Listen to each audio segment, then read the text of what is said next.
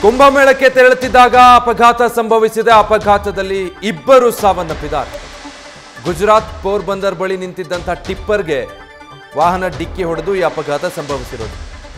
ಕರ್ನಾಟಕದ ವಿಜಯಪುರ ಮೂಲದವರು, ಚಾಲಕ ಸೇರಿ 17 ಮಂದಿ ಪ್ರಯಾಣಿಸ್ತಾ ಇದ್ದಂತಹ ಮ್ಯಾಕ್ಸಿ. ವಿಜಯಪುರ ಮೂಲದ ವಿಶ್ವನಾಥ್ ಮತ್ತೆ ಮಲ್ಲಿಕಾರ್ಜುನ್ ಸಾವನ್ನಪ್ಪಿದ್ದಾರೆ. ಇನ್ನು 4 ಪ್ರಯಾಣಿಕರಿಗೆ ಸಣ್ಣ ಪುಟ್ಟ ಗಾಯಗಳಾಗಿದೆ. ಸದ್ಯ ಅವರನ್ನ ಆಸ್ಪತ್ರೆಗೆ ದಾಖಲಿಸಲಾಗಿದೆ. ಸಾಕಷ್ಟು ಅಪಘಾತಗಳಾಯಿತು ಈ ಬಾರಿ. ಕುಂಭಮೇಳಕ್ಕೆ ತೆರಳುತ್ತಾ ಇದ್ದಂಥವ್ರಿಗೆ ಈಗ ಮತ್ತೊಂದು ಅಪಘಾತ ಸಂಭವಿಸಿರೋದು. ಕರ್ನಾಟಕದ ವಿಜಯಪುರ ಮೂಲದವರು ಇಬ್ಬರು ಸಾವನ್ನಪ್ಪಿದ್ದಾರೆ. ಗುಜರಾತ್ನ ಪೋರ್ಬಂದರ್ ಬಳಿ ಈ ಅಪಘಾತ ಸಂಭವಿಸಿರೋದು. ಮ್ಯಾಕ್ಸಿ ಕ್ಯಾಬ್ನಲ್ಲಿ ಒಟ್ಟು ಚಾಲಕ ಸೇರಿದ ಹಾಗೆ 17 ಮಂದಿ ಪ್ರಯಾಣ ಬೆಳೆಸ್ತಾ ಇದ್ರು. ನಿಂತಿದ್ದಂತಹ ಟಿಪ್ಪರ್ಗೆ ಹಿಂಬದಿಯಿಂದ ಹೋಗಿ ಡಿಕ್ಕಿ ಹೊಡೆದಿದೆ. ವಿಶ್ವನಾಥ್ ಮತ್ತೆ ಮಲ್ಲಿಕಾರ್ಜುನ್ ಈ ಇಬ್ಬರು ಕೂಡ ಕರ್ನಾಟಕದ ವಿಜಯಪುರ ಮೂಲದವರು ಸಾವನ್ನಪ್ಪಿದ್ದಾರೆ. ಇನ್ನು 4 ಗಂಭೀರ ಗಾಯಗಳಾಗಿದೆ. ಅವರನ್ನು ಆಸ್ಪತ್ರೆಗೆ ದಾಖಲು ಮಾಡಲಾಗಿದೆ. ಈಗ ಫೋಟೋದಲ್ಲಿ ನೀವು ಗಮನಿಸ್ತಾ ಇರುವಂಥದ್ದು ಮಲ್ಲಿಕಾರ್ಜುನ್ ಅನ್ನುವಂಥ ವ್ಯಕ್ತಿ ಈ ಅಪಘಾತದಲ್ಲಿ ಸಾವನ್ನಪ್ಪಿದ್ದಾರೆ. ಮಲ್ಲಿಕಾರ್ಜುನ್ ಮತ್ತೆ ಮತ್ತೋರ್ವ ವ್ಯಕ್ತಿ, ಒಟ್ಟು ಇಬ್ಬರು ಅಪಘಾತದಲ್ಲಿ ಸ್ಥಳದಲ್ಲೇ ಸಾವನ್ನಪ್ಪಿದ್ದಾರೆ. ವಿಶ್ವನಾಥ್ ಮತ್ತೆ ಮಲ್ಲಿಕಾರ್ಜುನ್, ಇವರು ಮಲ್ಲಿಕಾರ್ಜುನ್, ಮತ್ತೊಬ್ಬರು ವಿಶ್ವನಾಥ್ ಕೂಡ ಅಪಘಾತದಲ್ಲಿ ಸಾವನ್ನಪ್ಪಿದ್ದಾರೆ. ಇನ್ನು 4 ಜನ ಪ್ರಯಾಣಿಕರಿಗೆ ಗಾಯಗಳಾಗಿದೆ. ಚಾಲಕ ಸೇರಿ ಒಟ್ಟು 17 ಜನ ಇದ್ರು ಈ ಕ್ಯಾಬ್ನಲ್ಲಿ ಅನ್ನೋದು ಗೊತ್ತಾಗಿದೆ. ಡೀಟೇಲ್ಸ್ ಕೊಡ್ತಾರೆ ಈ ಬಗ್ಗೆ ನಮ್ಮ ಪ್ರತಿನಿಧಿ ರಾಚಪ್ಪ. ಈಗ ವಿಜಯಪುರ ಮೂಲದವರು ಗುಜರಾತ್ ಬಳಿ ಅಪಘಾತಕ್ಕೀಡಾಗಿ ಇಬ್ಬರು ಸಾವನ್ನಪ್ಪಿದ್ದಾರೆ. ಏನ್ ತಿಳಿದು ಬರ್ತಾ ಇದೆ ಈ ಬಗ್ಗೆ?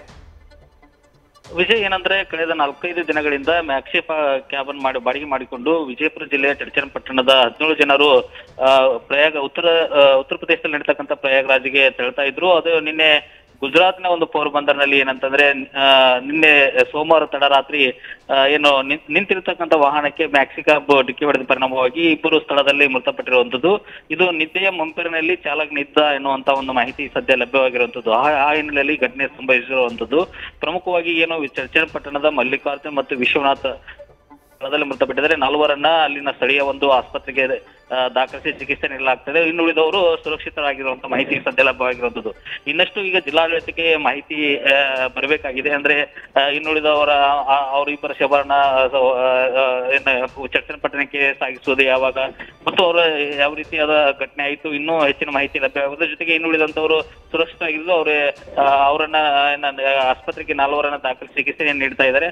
ಅವರನ್ನ ಹೆಚ್ಚಿನ ಚಿಕಿತ್ಸೆಗೆ ಆಗಿರ್ಬೋದು ಮತ್ತು ಇನ್ನಿಷ್ಟು ಮಾಹಿತಿಯನ್ನ ಜಿಲ್ಲಾಡಳಿತ ನೀಡಬೇಕಾಗಿದೆ. ಈಗ ಸದ್ಯ ಏನು ಪ್ರಯಾಗ್ರಾಜ್ಯಕ್ಕೆ ತೆರಳತಕ್ಕಂಥ ಸಂದರ್ಭದಲ್ಲಿ ಯಾತ್ರಾರ್ಥಿಗಳು ಇಬ್ಬರು ವಿಜಯಪುರ ಜಿಲ್ಲೆಯ ಚಡಚಣಪಟ್ಟಣದವರು ಅನ್ನುವಂತ ಮಾಹಿತಿ ಕೂಡ ಲಭ್ಯವಾಗಿರುವಂತದ್ದು. ವಿಜಯ್, ರಾಚಪ್ಪ, ಈಗ ಜಿಲ್ಲಾಡಳಿತ ಅಥವಾ ಕುಟುಂಬಸ್ಥರು ಯಾವ ರೀತಿ ಕಮ್ಯುನಿಕೇಟ್ ಮಾಡ್ತಿದ್ದಾರೆ? ಸಂಪರ್ಕ ಸಾಧ್ಯ ಆಗಿದೆಯಾ ಉಳಿದವರ ಜೊತೆಗೆ? ಅಲ್ಲಿ ಸಿಚುವೇಶನ್ ಏನು ಅನ್ನೋದು ತಿಳಿದು ಬರ್ತಿದ್ಯಾ?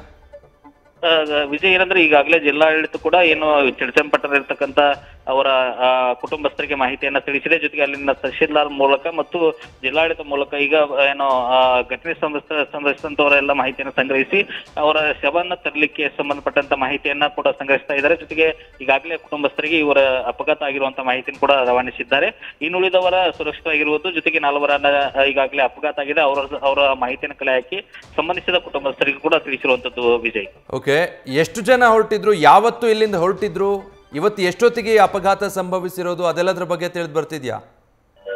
ವಿಷಯ ಏನಂದ್ರೆ ಕಳೆದ 4-5 ದಿನಗಳಿಂದ ಇವರು ಚಡಚಣಪಟ್ಟಣದಿಂದ 17 ಜನ ಸೇರಿಕೊಂಡು ಒಂದು ಮ್ಯಾಕ್ಸಿ ಕ್ಯಾಬ್ ವಾಹನವನ್ನ ಬಾಡಿಗೆ ಮಾಡಿಕೊಂಡು ಪ್ರಯಾಗ್ರಾಜ್ಯಕ್ಕೆ ಹೋಗ್ತಾ ಇದ್ರು. ಅದು ನಿನ್ನೆ ಸೋಮವಾರ ತಡರಾತ್ರಿ ಈ ಒಂದು ಅಪಘಾತ ಸಂಭವಿಸಿದೆ ಅನ್ನುವಂಥದ್ದು ಸದ್ಯ ಮಾಹಿತಿ ಲಭ್ಯವಾಗಿದೆ. ವಿಜಯ್, ಓಕೆ, ಈಗ ಅಲ್ಲಿ ಸಾವನ್ನಪ್ಪಿರುವಂಥವರ ಕುಟುಂಬಸ್ಥರಿಗೆ ಮಾಹಿತಿ ತಿಳಿದಿದೆಯಾ ರಾಚಪ್ಪ? ಇನ್ನು ಉಳಿದ ಗಾಯಾಳುಗಳ ಪರಿಸ್ಥಿತಿ ಏನಿದೆ ಅನ್ನೋದ್ರ ಬಗ್ಗೆ ಏನಾದರೂ ಗೊತ್ತಾಗ್ತಾ ಇದೆಯಾ?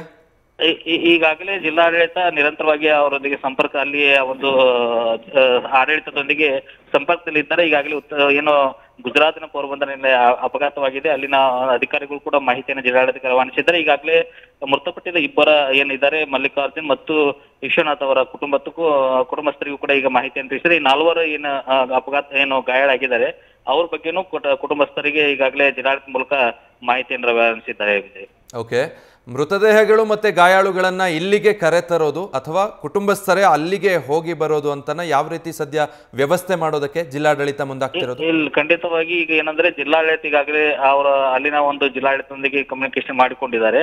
ಅಂದ್ರೆ ಅಲ್ಲಿನ ಪಾರ್ಥಿವ ಶರೀರವನ್ನು ತೆಗೆದುಕೊಂಡು ಬಂದು ಚರ್ಚನಕ್ಕೆ ಅವರ ಕುಟುಂಬಸ್ಥರಿಗೆ ಹಸ್ತಾಂತರ ಅನ್ನೋದು ಸದ್ಯ ಮಾಹಿತಿ. ಯಾಕಂದ್ರೆ ಇಲ್ಲಿಂದ ಕುಟುಂಬಸ್ಥರು ಹೋಗೋದು ಕಷ್ಟ ಸದ್ಯದ ಮಾಹಿತಿಗೆ ಅನ್ನುವಂಥದ್ದು ಕೂಡ ಇದೆ.